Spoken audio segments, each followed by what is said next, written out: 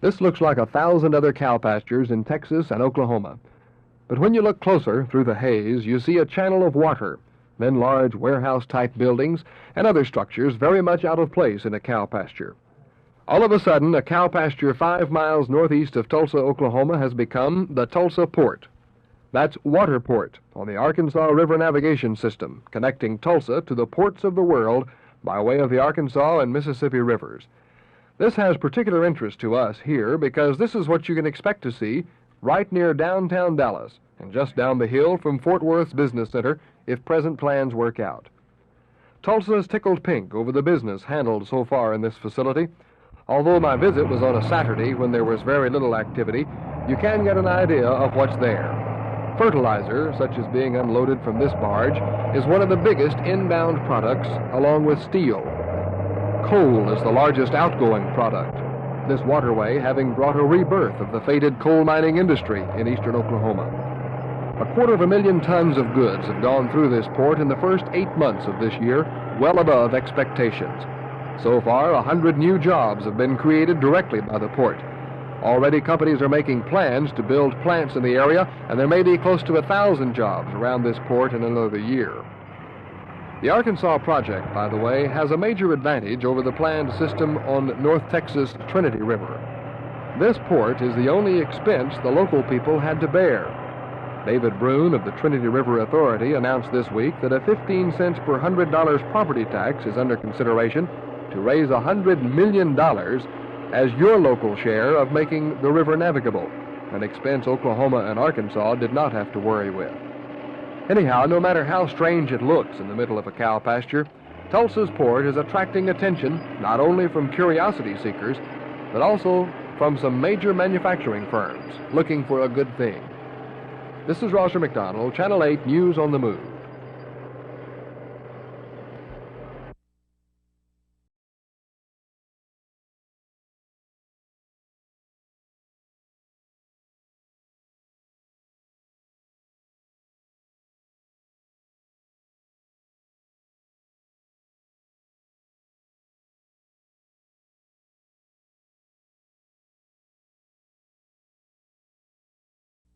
Case to get the law.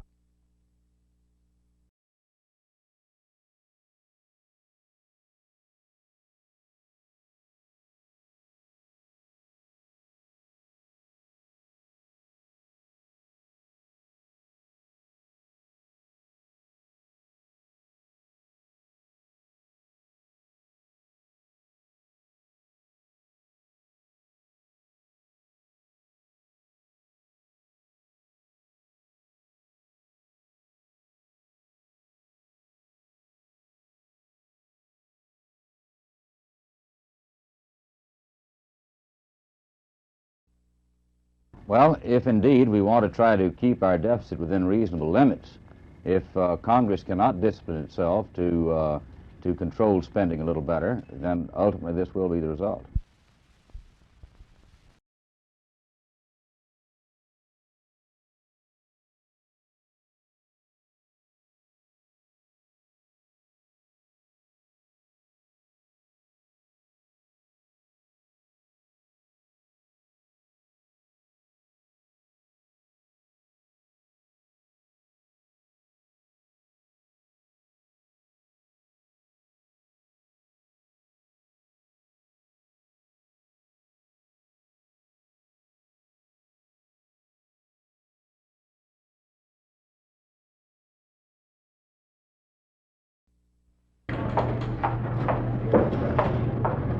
Good morning, Miss Weston. How are you? Good morning. Fine, thank you.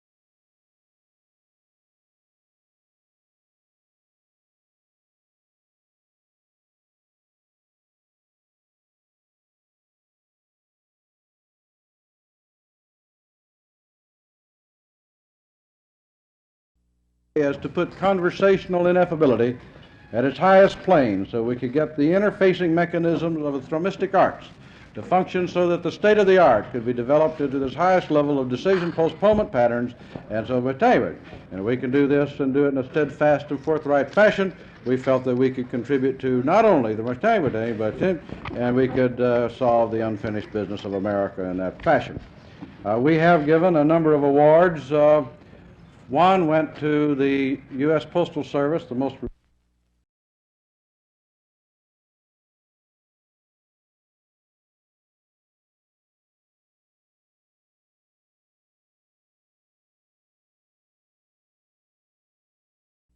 excellent question. I can see that you've been there on these elements.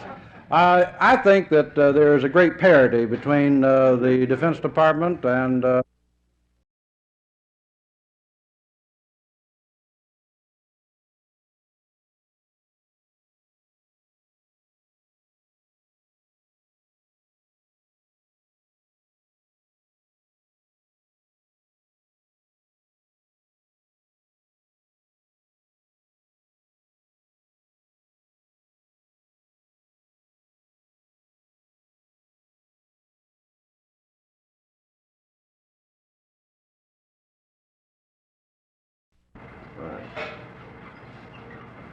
well, quoted, it says production standards shall be established on a basis of fairness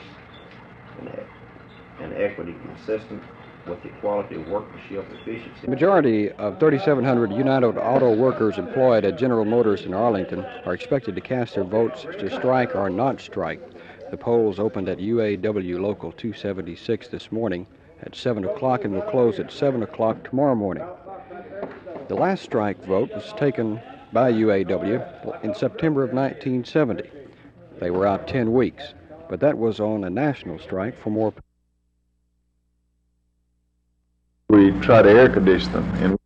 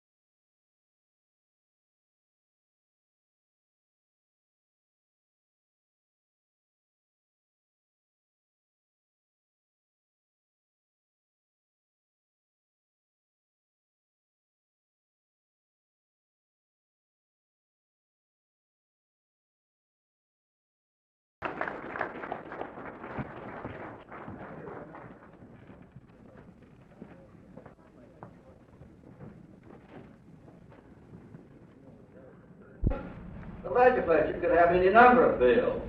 On July the 26, 1972, I signed a message vetoing several items contained. It would have provided no additional services, and not one additional person would have been accommodated. The governor of the state of Texas. To all to whom these presents shall come, under the provisions. And as I said, there's been some. We'll come back for our next speaker, and at the end of that. Cherry Tap, Channel 8. Need to ask you just one question, if I could, Governor. Dallas is trying to get $5 million to buy some voting machines with. I understand that you are going to let the special session let them go ahead with that. Is that right? Yes, we submitted this subject yesterday to the legislature. It provides the Commissioner's Court in Dallas County, I believe, to go in debt for these machines. Okay. Governor, you're coming in for some conversation about opening the session up for other subjects such as this and thus causing some problems in the insurance areas. How do you feel about the criticism?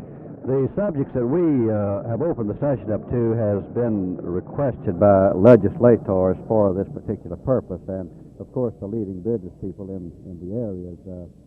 And I cannot see that it will endanger the insurance reform program nor the budget execution authority for the governor, because these were under consideration perhaps for a couple of weeks before we opened the session. Governor.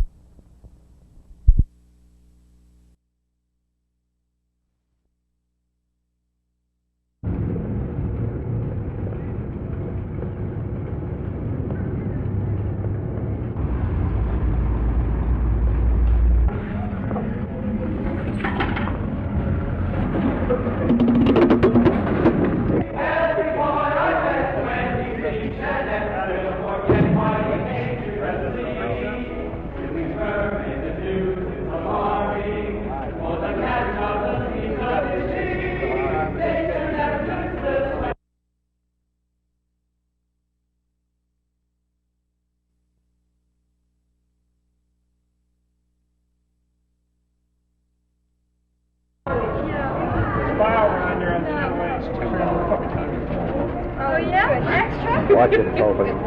Good, I'm full. It's open.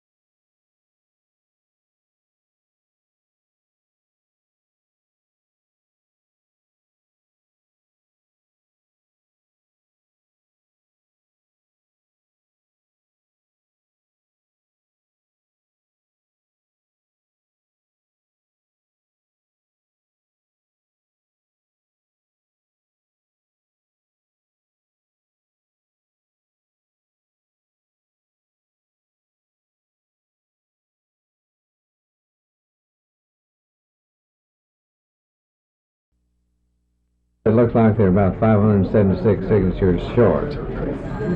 Jim, why do you think you came short like this? What was the reason for it? Well, the petitions that I looked through here that they've audited, we lost most of the names from where a husband looks like it's signed for a wife or a wife for a husband. They marked out both names. Is that according to the law, Mr. Ellis? That's the way we understand the law, Martha. How do you plan to beat this husband-wife signature problem when you try again? Well, we'll be going back November the 7th to do it again, and we will take any signature where the husband's and wife's signature is similar and request that they change the way they write. One of them change the way they write. I see. Well, it looks like the Irving Wets have really two choices. Either to go to the polls November 7th and try to get some more signatures then, or to take an appeal to the Commissioner's Court. Either way, I don't think you're going to give up, are you? Certainly not. Martha McIntire, Channel 8 News on the North. Some people say they don't understand what presidential candidates are saying or how they stand on the issues. Red tape ticket candidate James Boren admits he doesn't want to be understood because he purposely mumbles. A Ph.D. and a former State Department official, Boren says if elected, he will end the war in Vietnam within 30 days with the help of the post office. He says postal service is so bad, bombs would never reach their target. Boren promises, however, to preserve the status quo. This he describes with a three-dimensional government chart that goes around, makes noise, and does nothing. You do have occasionally those new employees who come in and do not understand that they're not supposed to do anything. This represents the supervisory function, and if you can see, the supervisor does work to put the new employee within the proper parametric harmonics so as to give the division tactics an opportunity to function multiplistically, so as to move rate. And with this, with the apperceptive mass, now it moves in times of crisis at a much more rapid rate. Of course, it doesn't do anything, but it's great for the image. Boren runs on the campaign platform of, when in charge, ponder, when in trouble, delegate, when in doubt, mumble. For Channel 8 News on the Move, this is June Gray.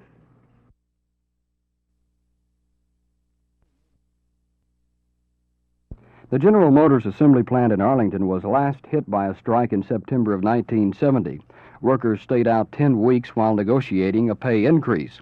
Today, most of 3,700 United Auto Workers Union members cast their strike ballots at Local Union 276, not for more money, but for better working conditions. The president of the local, James Thornell, and chairman of the Union Bargaining Committee, Jerry Gayler, told me that the major problem is that assembly line workers are not being given enough time to do their jobs on the line, conditions that they say are uncalled for and something will be done about it. The polls will remain open until 7 o'clock tomorrow morning, allowing all shifts at the plant to vote. The results will be given at 10 o'clock. You couldn't tell the seriousness of the vote by most of the UAW members who came in to mark yes or no. Most were in a very jovial mood. Union leaders say they hope the vote is for a strike to give them a stronger bargaining position to lighten the workload on the assembly line. If the strike vote is affirmative, it will still be at least 10 days before a strike would take place, if then.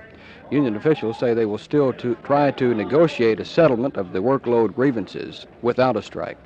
Jim Green, Channel 8 News on the Move at UAW headquarters in Arlington.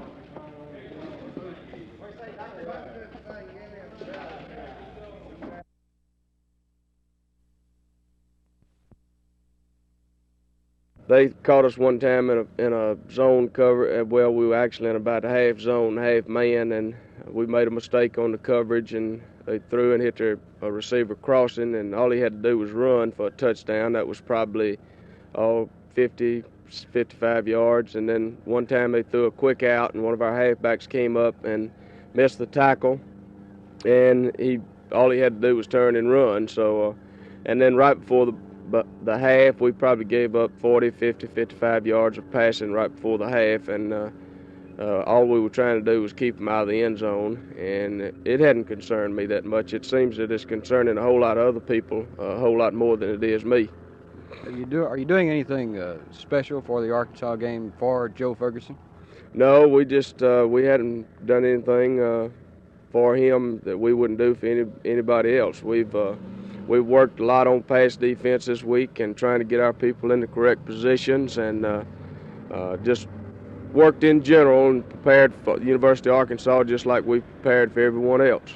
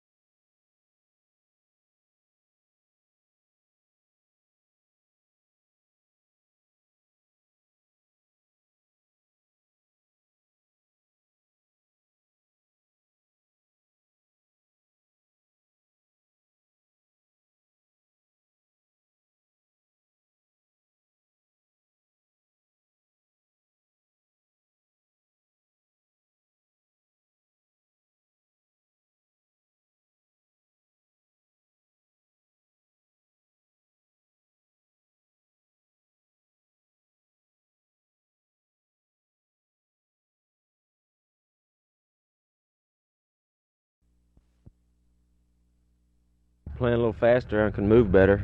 I think I'm making a few more tackles than I could have if I'd have been heavier. I just feel a lot better at this weight. How do you feel about that position of middle linebacker? You've had 3 great games.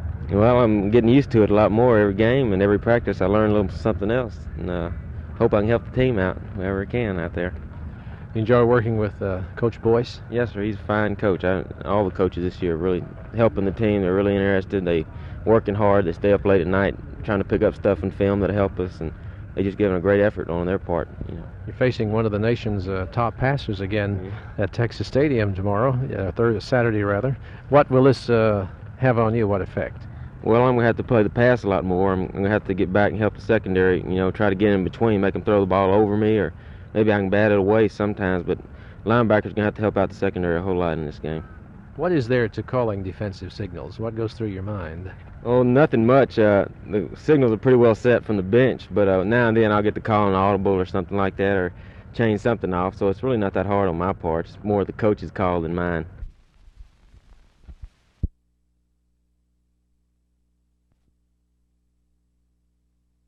We're in good shape. Of course, the couple of injuries have handicapped us for a while, and we haven't been, I would say, the most concentrating team in the league right now because we have made a lot of mistakes. But I like to see that we do make these mistakes now, and we're still in first place. This could be a big plus for us comparing to last year. You know, when we were at the first 7 games, we was 4-3. But right now, I could say that our team is a good team, and every team coming after us, because we're world champions, we just got to protect ourselves as much as possible and playing more head-up football and a little more concentration, because we know that what we have to do when we step on the field. Are there any other words you can use instead of concentration as getting psyched up for a game? Would that be the same application, would you say? Well, we are professionals, and it's not. We don't believe in what we call it psyched up for a ball game. We just prepare ourselves during the week to get up for a team, and I mean just by practicing. And I feel that the better you execute in practice, this will give you a greater feeling when you're stepping out there on a Sunday afternoon. And I think this is the most satisfaction that we can get as professional athletes.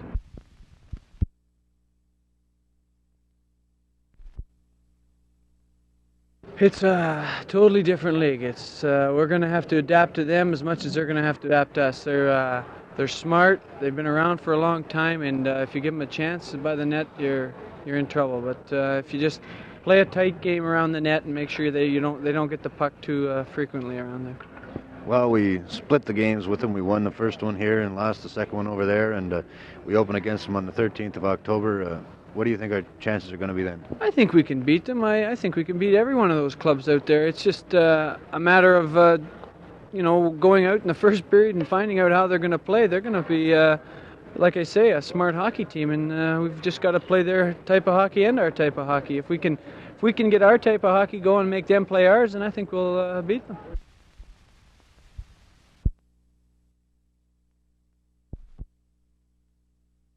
The governor arrived right on time, looking spry and cheerful.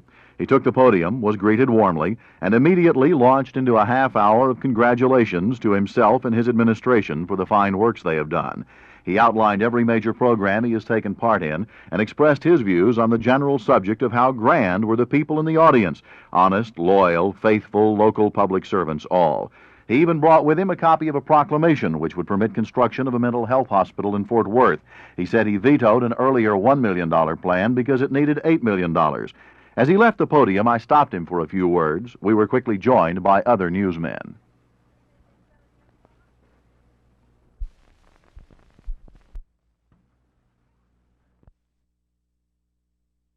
It'll all be ready tomorrow night, they promise. But today it was hard to picture limousines in place of front loaders and elegant people who paid up to $200 a ticket sipping champagne at this refreshment promenade. On stage, the 75-member company is getting ready, too, for the $100,000 opening night charity benefit performance. I asked Don Amici, one of the stars of No No Nanette, how rehearsals were going. Oh, I think they're going very well. Right at the present time, we're down to what I call the minute refining of a play in rehearsal, and that gets to be a little bit boring because you know 99.9% of everything that you want to do, that is in rehearsals, and this little 0.1% refinement, and the reason it gets a little boring is that you know that you still have a lot of refining to do, but it's impossible to do it until you get it in front of an audience, and this is why it gets to be a little tedious. What will an audience get out of No No Nanette? what we hope to impart to the people that see the show is when they walk out of the theater, they're on kind of cloud nine. They just are they're euphoric. You know, this is the kind of feeling that it's supposed to give you, and I truthfully believe this company will give that feeling. Actually, the first performance of No No Nanette at the Music Hall is not tomorrow night. This evening, every man and his wife who worked on the reconstruction of the hall will be the specially honored guest at a preview performance.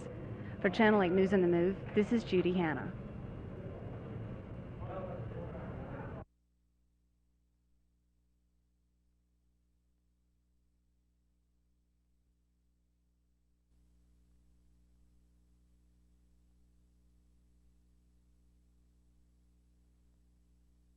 Presidential candidates are hot on the campaign trail, making promises to ease the economy, curb unemployment, and end the war in Vietnam. Prominent among these high office seekers is red tape ticket candidate James Boren, the bureaucrat's candidate. Boren holds a Ph.D. and is a former State Department official. He promises to preserve the status quo. This he describes with a three-dimensional government chart that goes around, makes noise, and does nothing. That loan guarantee prevented the loss of $40 to $50 million worth of subcontracts to the Dallas-Fort Worth area alone, and thus saved hundreds of jobs. For example, it saved 600 jobs just at the Monasco manufacturing plant in Fort Worth. As ranking minority member of the Armed Services Committee's Subcommittee on Military Construction, I will continue to see that Texas gets its full share in this important economic area. Texas prime procurement contracts for fiscal 71 kept us third among the states in contract awards. And I hope the future affords me the opportunity to share my views with each of you. Please express them with my best wishes for a most profitable convention being born through them together. Now, when you're up here and you get something like that, well, of course, it messes the program up, it mixes it up, but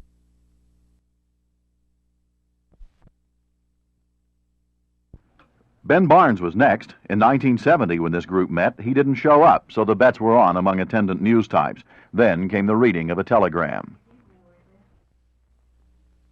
Due to the amount of work assigned to the various jobs in the plant. Is there an overload of work on all the employees? Right, that's our claim, that there's too much work assigned to employees to get done in the amount of time allotted. What brought this on? Well, we had a new model, and these conditions have arisen since the new model year.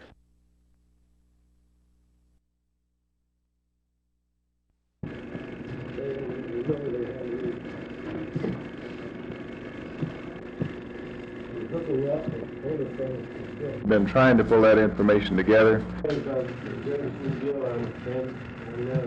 Still in a tentative stage, so we will pull that from the agenda.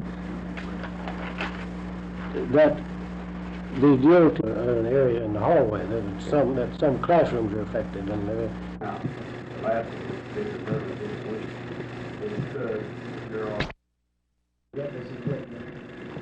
installed.